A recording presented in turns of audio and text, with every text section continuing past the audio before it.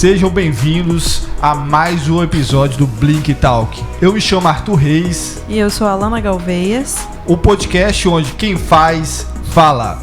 Hoje, episódio número 25, recebemos Alan Salles, o fundador da Black Bull, uma das vozes mais autênticas da moda autoral do Espírito Santo.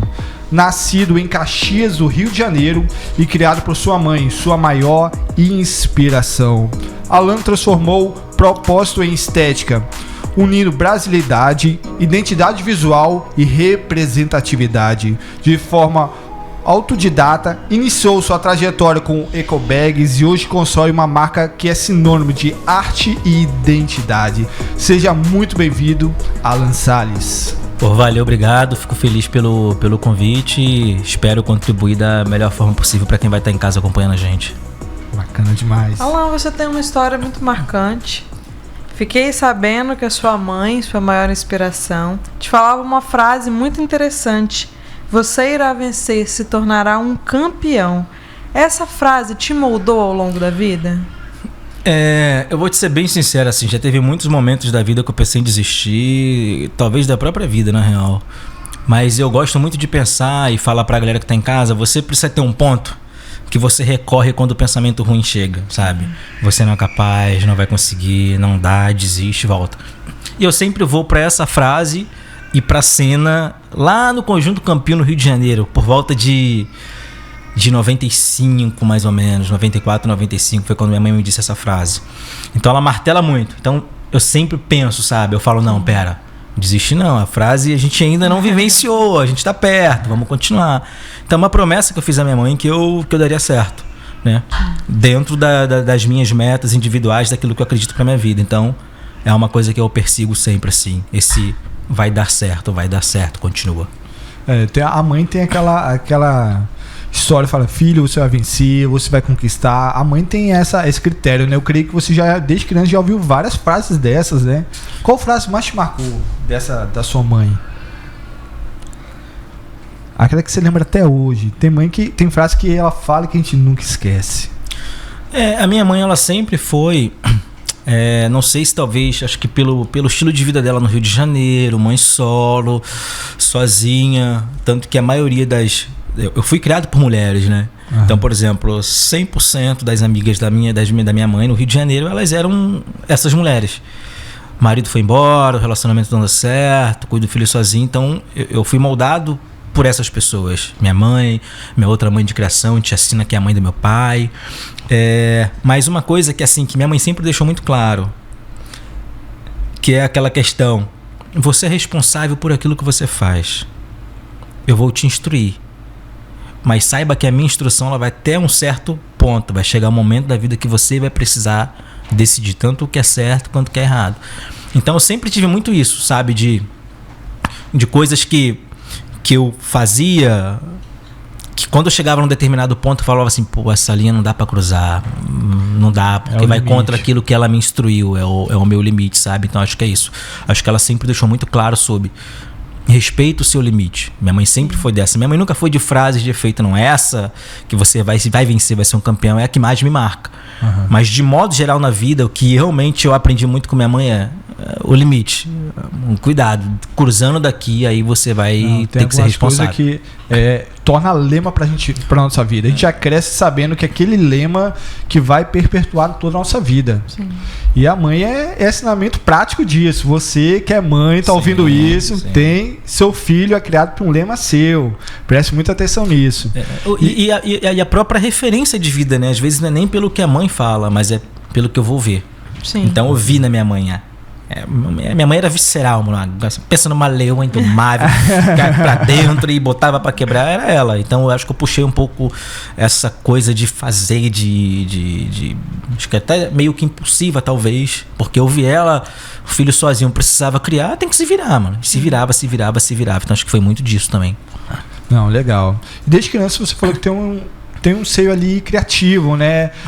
Dessa criatividade. Como foi esse impulso da sua criatividade nos seus projetos? Eu penso que a minha criatividade ela nasceu da escassez. Então, por exemplo, a minha mãe sempre deu o máximo para que eu me vestisse bem, mas era o máximo que ela podia dar.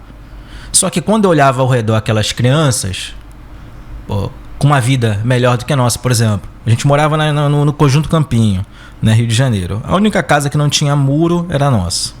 Era arame farpado, né?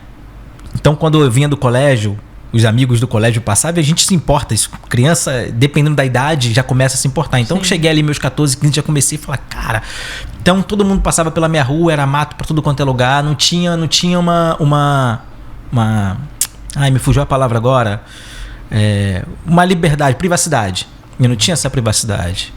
A única casa de telha era nossa. Todas as casas lá eram de laje, ou quando era de telha era uma telha estruturada. A nossa, quando minha mãe pegou aquela casa, a telha talvez esteja lá até hoje, né? Que é aquela telha envergada. Então foi um ambiente de muita escassez, principalmente depois que ela ficou doente, perdeu o emprego e teve que se virar. E aí a gente recebia muito comum, não sei se acontece hoje, a gente recebia as crianças uniforme da escola. Sim. Eu odiava aquilo. Que chute, então, meu Deus do céu. Eita, não, isso aí é só não sei se a galera de casa. É. Aí eu comecei a desenvolver a habilidade de desenhar. Então, não sei se a criançada de hoje conhece Pernalonga, Patolino. Então comecei a desenhar. Começava. Só que quando eu chegava na escola, as professoras falavam assim: o que você está fazendo com essa roupa? Eu falo: como assim com essa roupa? É a roupa da escola. Ela: não, você não pode fazer isso. Primeiro, porque na visão dela era pichação, não era algo bem visto, né? E não era pichação, era desenho, mas na cultura dela era ela. E você não pode vir porque você vai ser uma má influência para as crianças, vai começar. E de fato, acho que eu fui, porque uma galera depois começou a desenhar as roupas. Né? E naquela época a professora pegava e deixava de castigo, brother. Levava. Pai e mãe não, ia lá, hoje não dá, né? Vai preso, mas ficava no canto. Se vier assim, eu vou ligar pra... Só que quando ligavam pra minha mãe, ou pediam pra minha mãe, era encrenca. Eu fazia de tudo pra minha mãe. Então acho que nasceu muito disso, desse olhar pro uniforme escolar, de não querer ser igual às outras crianças e de faltar recursos pra comprar umas roupas que eu entendia que eram roupas legais. Então eu comecei a personalizar minhas próprias peças. Acho que a partir daí começou essa coisa criativa que nasce desse pouco recurso, né? Acho que tem muito essa relação. Legal. Show. A Black Bull, aproveita e sigam aí, pessoal, Black Bull Oficial, a gente vai deixar depois no final do nosso bate-papo também. Nasceu de uma forma muito orgânica e com propósito, né? Mas ela nasceu primeiro no digital e depois ela foi pro físico, certo? Sim. Como é que foi esse transponar para esse meio? Então, na verdade, eu comecei dando dicas de moda com roupas que eu não tinha nem condições de comprar, pra falar a verdade, no Instagram. Só que, como tinha essa questão criativa dentro de mim, não dava pra... O post limitava muito. Chegou uma hora que eu falei, pô, tá, mas e agora? O que eu vou fazer? Eu comecei a pensar o que eu poderia desenvolver e criar. Aí o primeiro produto que saiu foram ecobags. Só que como eu não costurava, o que eu fiz? Eu entrei no site de fora, assinei ele. Se eu não me engano, eu pagava, acho que era R$50. Eu paguei uma mensalidade e baixei todas as imagens possíveis. E comecei a personalizar elas. Aí veio para uma empresa que me devolveu essas ecobags estampadas, né? Ali com desenhos específicos, uma linha mais geek, gamer e tal. E aí eu comecei a vender para amigos. Eu era estagiário ainda lá no Museu Vale. Acho que ali fez um grande diferencial para mim, que eu tive acesso a Vicky Muniz, Regina Chulan, vários artistas grandes, né? E vi exposições de artistas já consagrados. Então, vendo essa galera de perto, também a criatividade começou a vir de forma um pouco mais lapidada. Né? Que eram pintores, a galera que fazia exposição, galera grande, né? E aí no museu, como estagiário de comunicação na época, eu lembro que eu comecei a vender pra galera, pra amigos próximos. E a coisa foi indo. Mas como todo negócio, alto, baixo. Eu precisava trabalhar, precisava pagar aluguel, a marca tava num processo ainda. E comecei nisso. Aí eu comecei a pensar, tipo assim, mas por que bolsa? E eu tinha esquecido essa parte da história da minha vida, que a minha mãe trabalhou na parte de acabamento da Vitor Hugo. Pô, Vitor Hugo é referência, né? Sim. Vitor Hugo Não tem jeito, mundial, né? E a minha tia foi gerente da Vitor Hugo, aposentada pela Vitor Hugo. E eu comecei a trazer essa memória. Eu falei, cara, tem uma relação, o porquê da bolsa, né? Que eu sempre vi minha mãe falar muito do trabalho. Eu lembro que uma vez, por não ter como pagar alguém para tomar conta de mim, minha mãe me levou uma vez na Vitor Hugo. E eu lembro de ter visto aquele pátio gigantesco gigantesco, aquele chão, aquela galera em pé. Eu acho que isso de alguma forma ativou algo em mim que eu não lembrava. Depois eu comecei a lembrar, eu falei, acho que tem essa relação. Acho que não faz muito sentido não ter, né? Aí comecei a me profissionalizar e comecei a desenvolver shoulder bag. Só que assim, minha parte criativa mesmo, de fato, ela entrou em evidência foi quando eu fiquei sem recursos para pagar a costureira, né? E a costureira falou, cara, não consigo te atender porque chegou uma demanda grande. Eu falei, e agora? E se eu não costurar, o sonho morre. E uma amiga me deu uma maquininha de costura, uma Vigorelli, que tá lá em casa até hoje, que ela assim, é meu xodó, eu uso inclusive. Ela falou, Alan, tô te dando essa máquina, que eu sei que você gosta dessas coisas diferentes, deixa ela enfeitando, mas ela não serve para costurar coisas pesadas. E aí eu ouvi uma experiência, foi muito surreal, que eu ouvi uma voz, é por isso que eu falo muito do contexto espiritual, sabe? Sim. Respeitando a fé de todo mundo que tá em casa. Eu ouvi uma voz 3 vezes, se levanta e senta na máquina, se levanta e senta na máquina. Eu falei, cara, não é possível. Aí peguei aquela Vigorelli que eu nunca tinha costurado na vida, e é uma máquina bem assim agressiva, né? Porque você pisa, ela acelera. E eu comecei a costurar. Aí terminei 2 da manhã. Quando eu olhei aquela bolsa que eu fiz, e o vizinho falou assim, Alan, pelo amor de Deus, preciso dormir. A máquina, 2 da manhã, eu tava empolgado. Foi mal. Só mais um. E ela é barulhenta. E eu fiz a primeira peça que tá lá em casa, eu falei, cara, que parada é essa?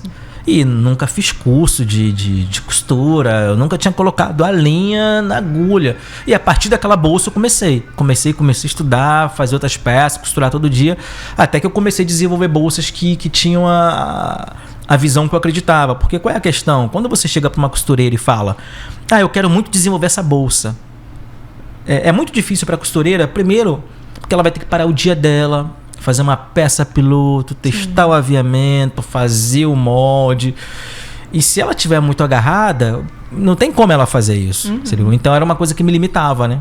Por isso que eu comecei com eco bag, shoulder. Agora não, agora o Alan consegue desenvolver com o olhar dele a bolsa que ele tem potencial para fazer. Obviamente, eu não costuro há tanto tempo assim. Então tem várias técnicas, né? E eu tô nesse processo de aprender. Mas de modo geral, a Black Bull nasce mais disso, dessa dicas de moda, e depois eu fui evoluindo e entendi que eu precisava fazer outras coisas. Essa força de vontade que você teve, né? Eu acredito que esse foi o primordial pro seu avanço. Fala pra gente, qual foi o seu maior desafio nesse começo? O maior desafio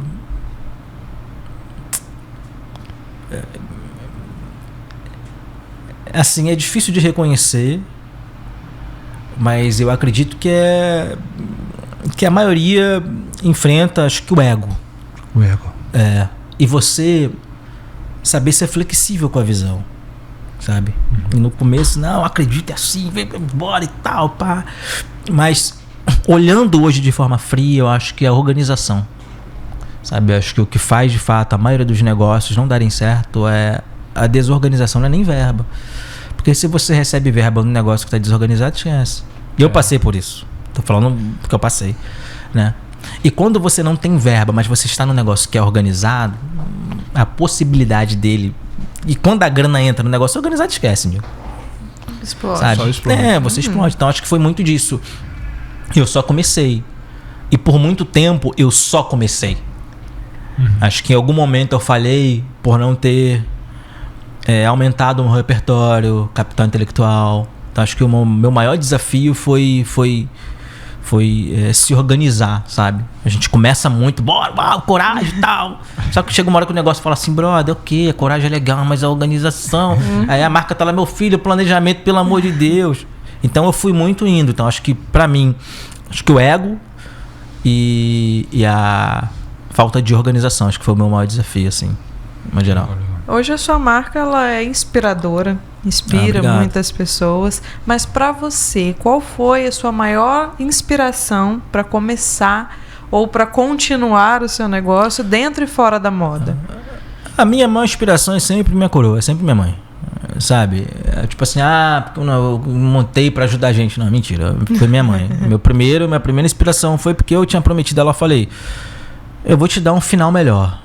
Sabe, o seu final vai ser melhor que o seu começo. Sim. É uma coisa que eu persigo até o fim, seja na Black Bull, em outra marca, vendendo tênis, vendendo salgadinho, não tô nem aí, né? Mas o meu grande objetivo é proporcionar à minha mãe uma velhice confortável. Acho que é assim, a base. Não tem nada...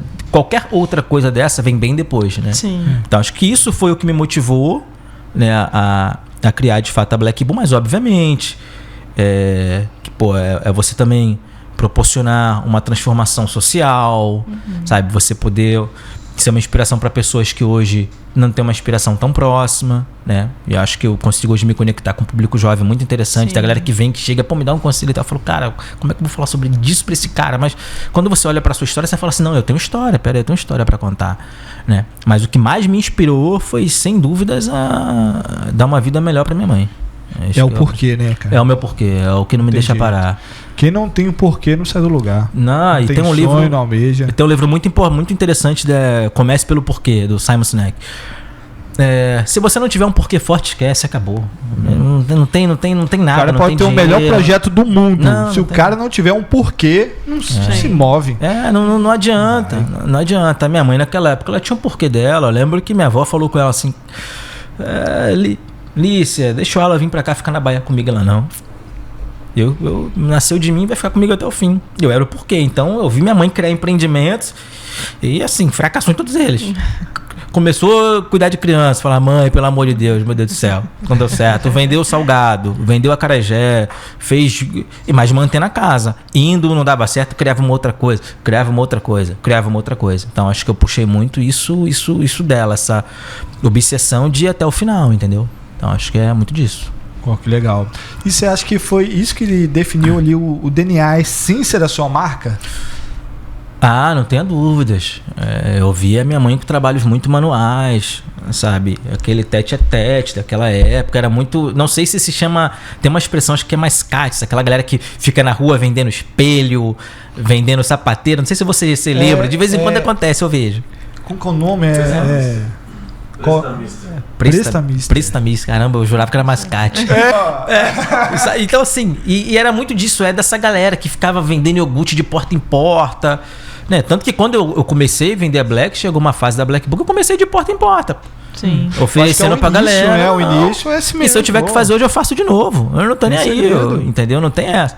Tipo assim, porque hoje a minha vaidade é zero. Não existe vergonha, não existe isso, não existe impedimento nenhum, não existe nem distância. Quando você quer, você faz. E aí, você precisa voltar pra essência, né? Chega um momento que, a Black começou ainda, aí você tem aquela vaidade, tal, tá aí, não é artista não. Eu falei, peraí, eu preciso voltar pra essência.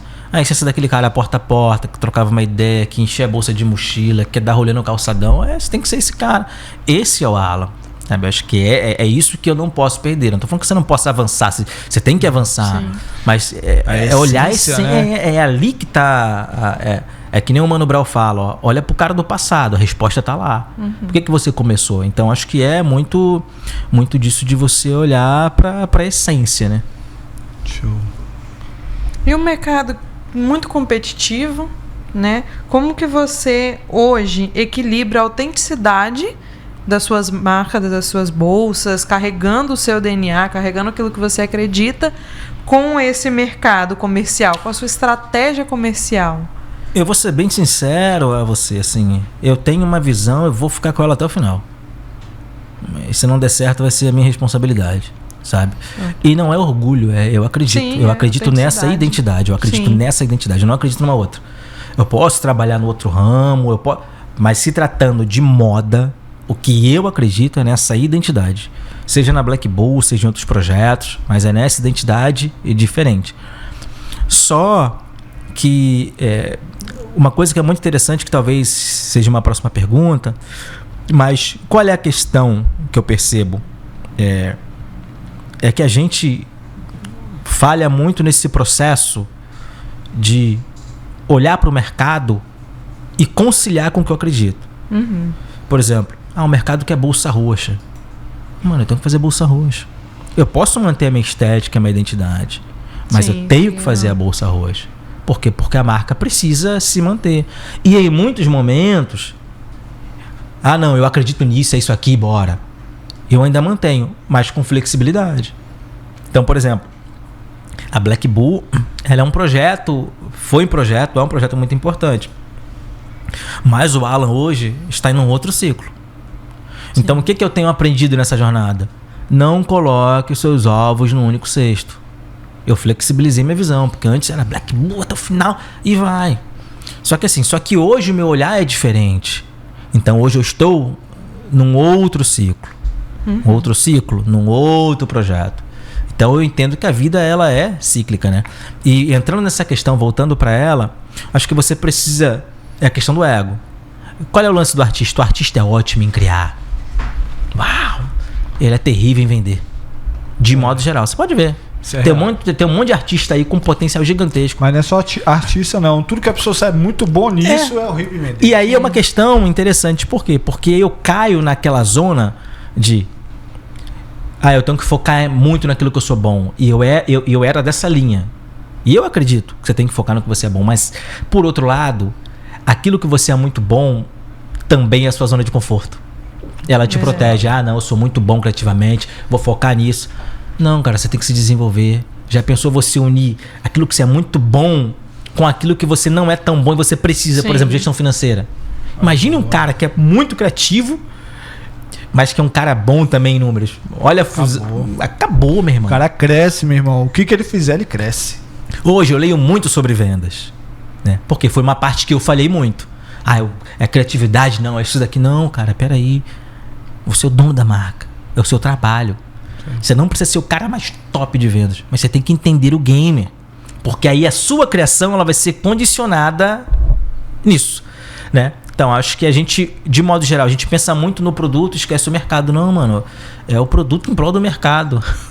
Sabe? Eu acho que é muito disso. Eu tenho que desenvolver a minha criação, ela tem que estar girando ao redor do mercado, do que as pessoas querem.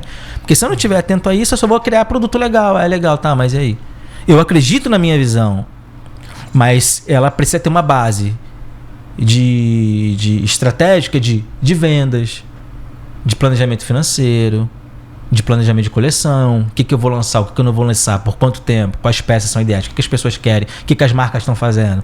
Porque você também simplesmente querer entrar, não quero ser diferentão, cara, dificilmente você vai conseguir, porque já existe. Você não vai vencer o ambiente, mano. O ambiente vence sempre. Você vai se adaptar a ele. Acho que é muito disso. Eu creio que uma das coisas mais importantes pra gente é o planejamento financeiro. Que quando a gente tem um planejamento financeiro, qualquer coisa que for fazer com planejamento, organização, a sua empresa dá certo. E um desses planejamentos que consegue fazer isso muito bem é um dos nossos patrocinadores, o Grupo Primes. Primes é um grupo especializado em vendas de consórcio, seja ele de carro, moto ou imóvel. O Grupo Primes te auxilia nesses projetos. E se você é representante de consórcio e está buscando o grupo para te auxiliar, o Grupo Prime te oferece mentoria completa e suporte constante. Vem pro Grupo Prime. Bom saber, hein? Mas fala pra gente, dessas partes para organização da empresa tem que ter um planejamento financeiro. Isso é primordial. Seja qualquer empresa, seja você vendendo bala na rua, você vendendo grandes coisas. Isso é um projeto primordial. Eu creio que quando a gente começa uma empresa e você não tem planejamento financeiro, você pega aquele, recebi R$1.000, você pega R$1.000 e gasta. Que isso é normal de toda Já comi muito hambúrguer, pessoa. Primeira empresa faz isso e fala, cara, esses R$1.000 não é isso. R$1.000 ali, eu acho que você nem tira esses R$1.000, nem vai para você, é para investimento e pagar os custos. E eu creio que no início, até a gente entender esse ciclo, a gente peca muito. Não, esse é um dos maiores desafios, mas assim, hoje eu não me culpo mais, por nada. Faz parte da jornada. Primeiro lugar, vamos lá. Mas você deveria ter tido planejamento financeiro. Não, mano, não deveria. Não tive estrutura familiar para isso, brother. Hoje eu tenho consciência da importância. Porque fui vendo pessoas quebrando, fui vendo pessoas falhando, fui lendo biografias, eu fui entendendo. Mas no início eu só comecei. Isso aí. Eu nasci numa família sem estrutura familiar, na escassez dura, velho, a empresa é meu CPF, é o que eu sou. Eu vou começar. Só que hoje eu tenho a consciência, tanto, por exemplo, eu estou fazendo 2 cursos agora, que um deles é de gestão financeira, mas muito específico para empreendedor, com termos específicos. Fluxo de caixa, DRE, payback, termo que a maioria da galera não conhece. E eu não conhecia quando eu comecei a Black. E até pouco tempo eu não sabia, não. E não tenho vergonha de assumir isso. Por quê? Porque eu estou no meu processo de evolução. Algumas pessoas vão evoluir com 20 anos, outras vão evoluir com 40. O importante é você reconhecer e falar, tá, o que eu vou fazer agora, brother? Sim. Eu acho que é muito disso. Então você que está em casa, não se culpa, errou, faz parte, levanta, aprende. Até porque se você for pegar dados de empreendedores, cara, 85% é fracasso. Exatamente. 85% é fracasso. Você vai pegar esses caras grandes aí, pô, você tá vendo a história bonita. Mas tem coisa que eles fizeram que passaram que talvez eles nem vão te falar. Mas e o por trás? E o dinheiro que eu coloquei não deu certo? Sim. E aquele sonho que eu me dediquei tanto tempo não fluiu? Tá, mas aí, vamos sonhar de novo, sonhar outra coisa, bora criar outros projetos. Não desanima não. Não desanima não. Então hoje eu tenho essa mentalidade, não desanime e vou pra dentro. Entendeu? E se tiver que abrir mão de um determinado projeto pra ir pra outro, vai também, brother. É isso, não fica agarrado não, sabe? Acho que você tem que ter essa mentalidade de não se culpar, de assumir a responsabilidade, mas passou, tá no passado, o que eu vou fazer agora? Então acho que a gente peca muito justamente por isso, pela falta de planejamento financeiro.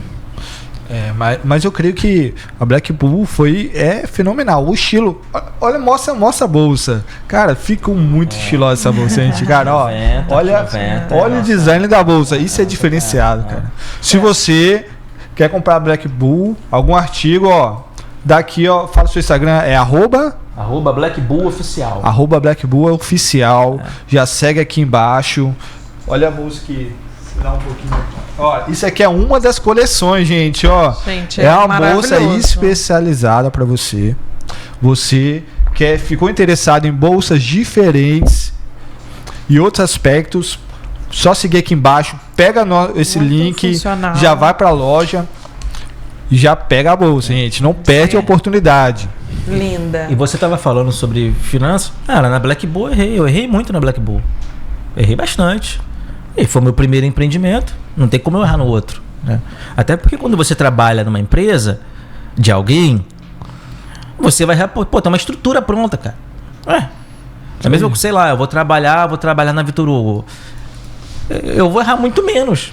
Já tem uma estrutura financeira lá, de marketing lá, de recursos humanos lá, de logística lá. Quando você começa a empreender, eu empresa. Então assim, você vai errar. Eu errei muito na Black Bull. Imagina. Mas hoje ela me colocou também a nível de pensar em próximos projetos que, cara... Fora da curva, né? Fora da curva e muito mais rápido. Porque o que eu cometi, por exemplo, de erros no meu projeto, no primeiro empreendimento, eu posso cometer no outro, mas vou cometer de forma diferente. E vou corrigir rápido. Entende? Então acho que é muito, muito disso. De você ter essa mentalidade, cara... É um pouco complicado falar... Assim, é pouco amor, brother. Você tem que amar o que você faz. Isso aí. Mas tem que ser desapegado. Entendeu? Tem que ser desapegado. Se tiver que partir para outro, tem que partir mesmo. E é isso que você tem que fazer. Falando um pouco de tendências. Para 2026, você acha que a tendência vai ser estilo, funcionalidade ou os dois? Porque a gente sabe que a tendência vive indo e voltando, né? Agora em 2026, tá voltando a moda de 2016. Muitas coisas se repetindo, né? Muita coisa se repete, acho que até porque na minha visão não tem muita coisa que inventar. Tipo assim, qual foi a grande invenção dos últimos 20 anos na moda? Me aponta uma. Sabe? Então a moda tem esse poder da temporalidade, ela vai se recriando, né? Durante o tempo. Moda é aquilo que um determinado grupo quer. Se ele não quer, não é moda. Por exemplo, hoje, vamos lá, não sei, talvez uns 10 vocês vão ter mais capacidade para falar que de uns 10 anos para cá, podcast, assim, uma galera entrou em moda, todo mundo vem, entrou em moda, então acho que é muito, muito disso, né? Mas tem que ficar atento o que de fato acontece, mas na minha visão hoje é comunidade. As pessoas querem participar. Eu não quero só comprar Black Bull. Sim. O que é a Black Bull? Eu quero fazer parte disso, mas o que é a Black Bull? Como é que eu participo do processo de criação da Black Bull? Como a Black Bull me ouve? Qual a experiência que eu tenho de pós-venda com a Black Bull? Sabe? Com qualquer outra marca. Então, acho que é muito mais... Hoje, na minha percepção, o que as marcas têm buscado... Por isso que você está vendo muitos donos de empresa aparecendo muito aí. Pô, você pega a Rony da Reserva. Esqueci o nome do criador da CIMED. Que é o cara que eu gosto muito. Sempre fujo o nome dele. Aparece o tempo inteiro. Nem precisaria. O Flávio Augusto aparecendo direto também. Então, acho que é isso. Acho que é pertencência àquela comunidade. Exatamente. Acho que é muito disso. Dá um disso. rosto a um nome, né? As pessoas hoje elas querem se relacionar com quem criou. Sim. Tipo assim, não me interessa quem criou a Nike. Quem criou a Nike, criou a Nike. Quem criou, sei lá, a Vitor Hugo criou a Vitor Hugo, mas uma marca de agora, quem é essa pessoa que está por trás? Pô, o que essa marca está fazendo? O que essa marca está fazendo a nível de sustentabilidade? O que essa marca pensa sobre os animais? Sabe? Então, assim, tem uma preocupação, porque a marca hoje virou uma pessoa, né? Não é mais empresa, de modo geral. É uma questão realmente de relacionamento. E você fala de empresa aí fora é muito competitiva, é um mercado muito feroz.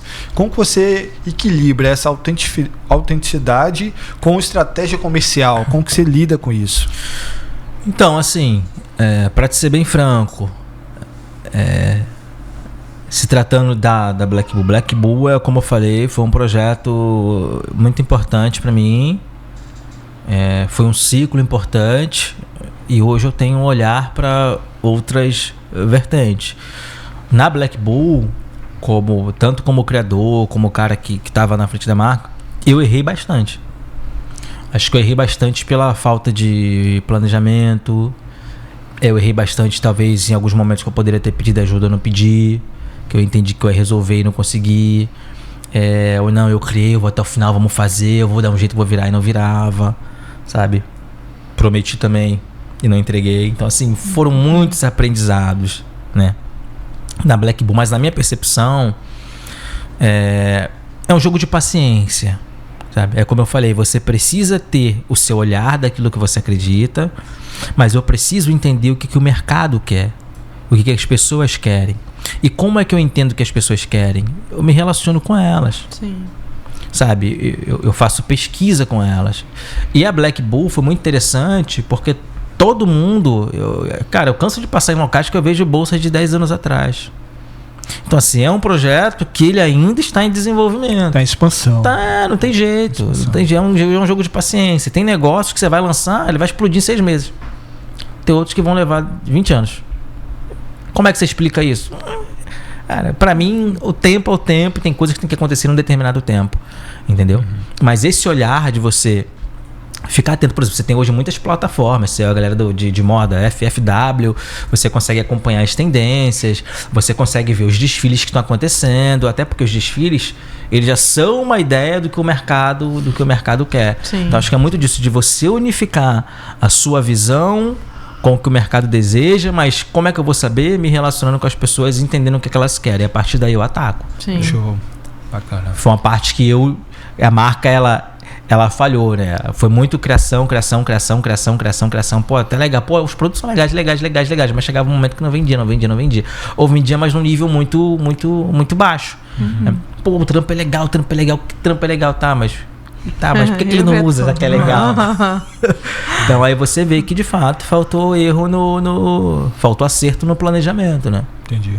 E o nome dessa marca, Black Bull, é um nome muito bonito, né? Um nome que fica, que gruda mesmo na mente quando você usa. Mas de onde ele surgiu? Então, eu sou muito fã, que pra mim é o meu desenho preferido, do Rei Leão. E eu sou muito fã do babuíno, esqueci o nome dele, né? E o nome da Black Bull, na verdade, seria Babu. Seria Babu. Eu falei, pô, Babu, mas Babu não vai ficar legal. E depois eu comecei a pensar, falei, não, vai ser Black Lion. Mas eu falei, pô, vai parecer muito banda de reggae. Nada contra minha barra, mas, pô, Black Lion, não dá. E quando eu olhei no Instagram, tinha um monte, falei, pô, não dá. Não dá, né? E foi uma parada, mano, muito surreal, porque eu lembro que eu dormi. E acordei com esse nome na cabeça, Black Bull.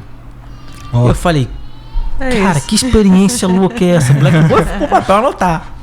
Só que eu comecei a pensar, falei, pô, Black, eu já tenho um nome aqui, Black. E aí eu comecei a anotar, Black vem da cultura Black, sim, que é o jazz, blues, soul, James Brown, Denzel Washington, Nina Simone. O B, ele vem do Brasil, trabalho artesanal, costureira local, matéria-prima nacional. E as duas últimas vogais vêm de sonho, visão. Então tenho cultura, Brasil e visão. Aí vem Black Bull. Uau, aí amarrou. Tá nome aí, ó. Puxada é. Não, mas a galera gosta muito do nome Black Bull. Tem que ter identidade, né?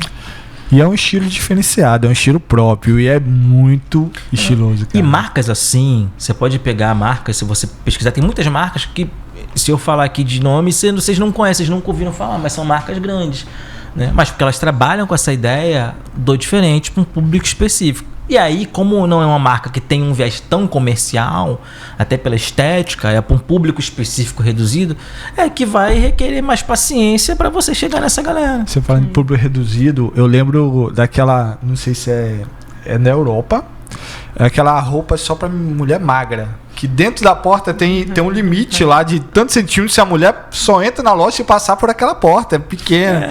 E aí Rapaz, você pega assim, mas num tempo tão atual como essa, inteligência artificial, informação, é um olhar muito preconceituoso da marca. Eu falo, gente, é o público da marca.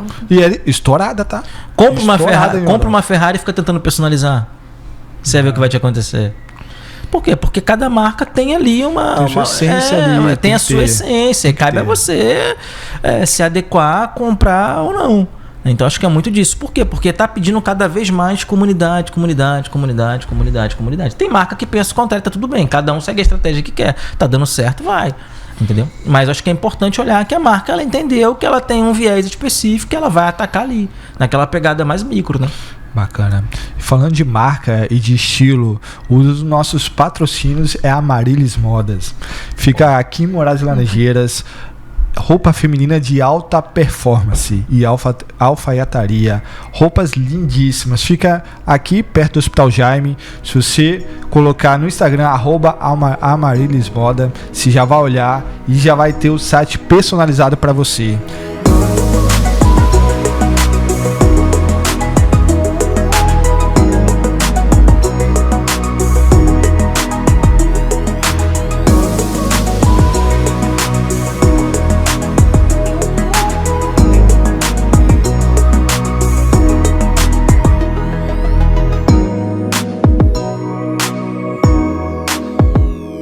E falando agora, um olhar mais pra frente, Alan.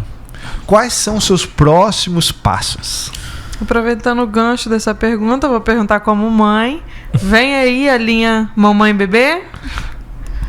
Vou trabalhar duas. Pensado nas mães. Então, são dois públicos que procuram na Black, tipo assim, o Alan hoje para fazer trabalhos específicos, que são mães. Põe a linha maternidade, cria tanto o seu olhar diferente. E a galera que pede uma linha pet também, né? Sim. Tá muito em alto o mercado pet hoje, uma galera pede. Então, assim, eu de fato começo a olhar um pouco também, até mais a nível de liberdade, né? De liberdade criativa e de teste, validação. Então, os projetos para o futuro do Alan é de fato agora focar nesse novo ciclo. E esse novo ciclo, como eu falei, é um ciclo que ele vai abranger projetos diferentes, principalmente da figura do Alan. Por exemplo, eu já recebi muito convite para desenvolver produto para outras marcas, para assinar algumas coleções específicas. Não estou falando de Black Bull, estou falando do Alan. Cara, vamos assinar uma coleção, vamos fazer um projeto. Só que eu estava tão focado no projeto Black, que eu comecei a falar assim, mas espera aí, mas a figura do Alan, ela tá ficando meio que em segundo plano. Não que eu tenha que ser em primeiro, mas eu tenho uma história e eu preciso respeitá-la. Então hoje eu entro muito mais trabalhando como artista visual, né? Não necessariamente apenas com bolsa. Bolsa foi início, mas para ser sincero a vocês, o objetivo nunca foi bolsa. O meu maior objetivo sempre foi vestuário, né? Então nesse ciclo que eu estou buscando hoje, qual é o sonho do Alan? Meu sonho é esse, é vestuário.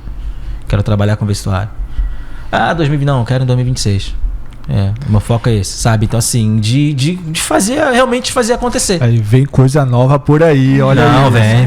Meu objetivo sempre foi vestuário, então eu entendi que é o momento de fazer isso acontecer, né, com tudo que eu já fiz, tanto de certo quanto de errado, de entrar nesse novo ciclo com aquilo que eu acredito e começar de fato a trabalhar. Então vem um projeto bem legal aí. Tô trabalhando muito nele para tanto de marca pessoal quanto de marca empresa mesmo. Então, galera, já fica de olho e acompanha nas redes sociais que já vem coisa nova. Você fica esperto para você ser o primeiro da fila. Alan, se você pegasse hoje, a gente sempre faz essa pergunta no nosso final do podcast, fala bem sim. Se você pegasse hoje, daqui a 10 anos, você pudesse olhar para trás e falar com você aqui hoje, o que você falaria? Que eu falaria,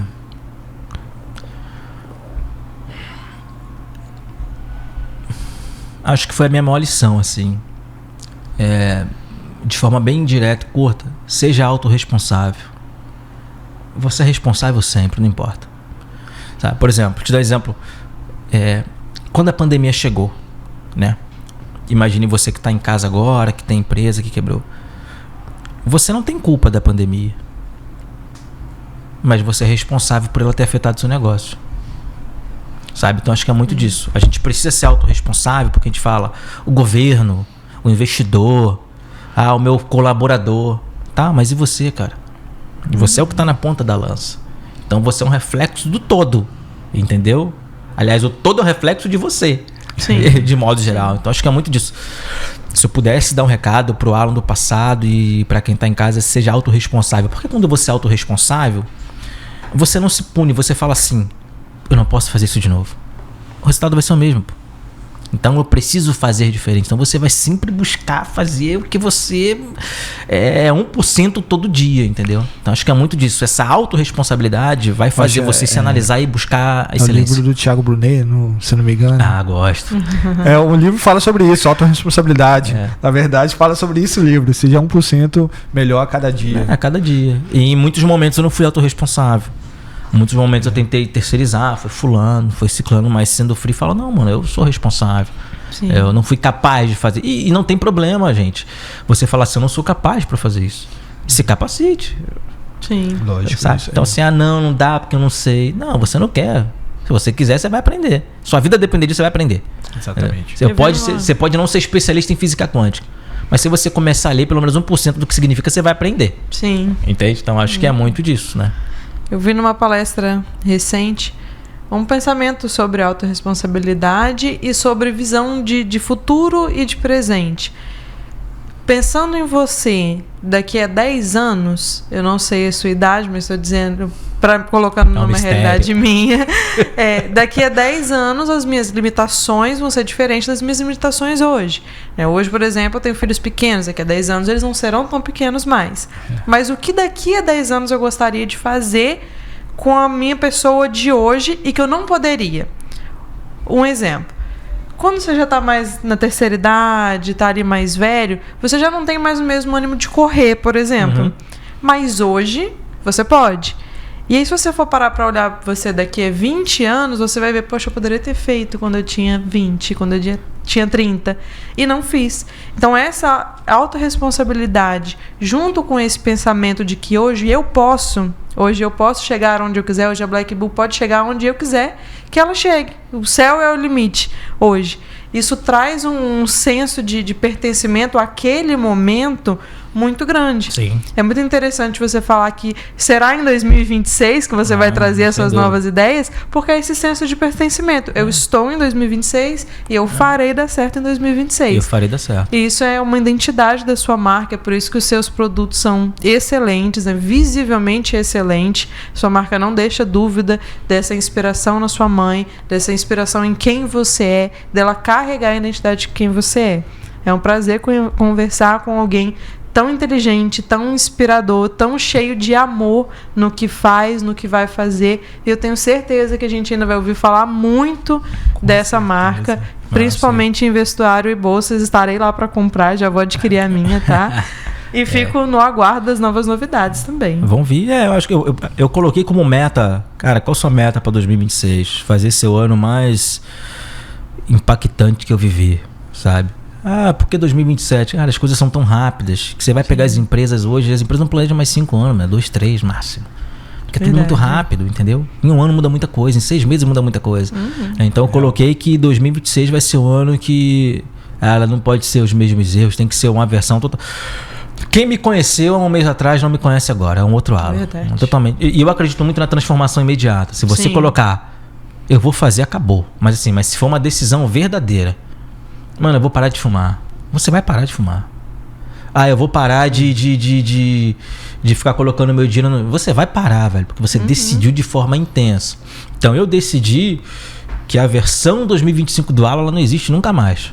Acabou. Aquele cara, sabe, tudo que eu fazia, que eu entendi que me prejudicava em 2025, eu não faço em 2026. 2026 é um outro Alan totalmente em qualquer aspecto que você imaginar, velho. É diferente.